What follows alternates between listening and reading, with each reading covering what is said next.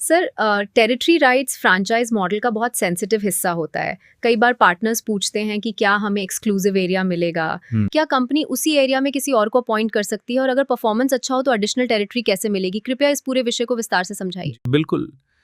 Territory rights clarity के बिना franchise model future dispute का घर बन सकता है। टेरिटरी का मतलब है वो डिफाइंड एरिया जिसमें सुपर डिस्ट्रीब्यूटर को बिजनेस डेवलप करने का प्राइमरी अधिकार दिया जाता है। ये स्टेट, रीजन, सिटी क्लस्टर या मल्टी डिस्ट्रिक्ट जोन हो सकता है। अब एक्सक्लूसिविटी का मतलब ये नहीं कि टेरिटरी मिलते ही पार्टनर आराम करे और कंपनी किसी को न जोड़े। एक्सक्लूसिविटी हमेशा परफॉर्मेंस लिंक्ड होनी चाहिए। उदाहरण के लिए, अगर किसी सुपर डिस्ट्रीब्यूटर को पंजाब टेरिटरी दी गई है तो उसे minimum monthly target, network development commitment और मार्केट एक्टिवेशन माइलस्टोन्स पूरे करने होंगे। अगर वो टेरिटरी लेके इनएक्टिव बैठ जाता है तो कंपनी का एक्सपेंशन रुक जाएगा। इसलिए स्मार्ट एग्रीमेंट में लिखा होना चाहिए कि टेरिटरी अलॉटमेंट है।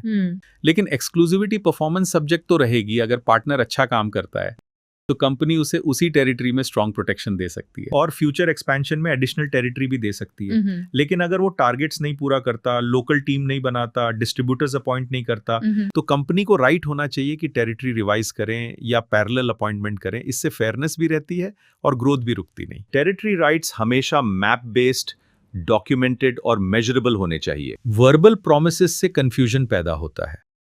मेरा मानना है कि टेरिटरी कोई भावनात्मक कॉन्सेप्ट नहीं है, बल्कि परफॉर्मेंस बेस्ड कमर्शियल रिस्पॉन्सिबिलिटी है। जो पार्टनर टेरिटरी को डेवलप करता है वही टेरिटरी का वास्तविक हकदार बनता है।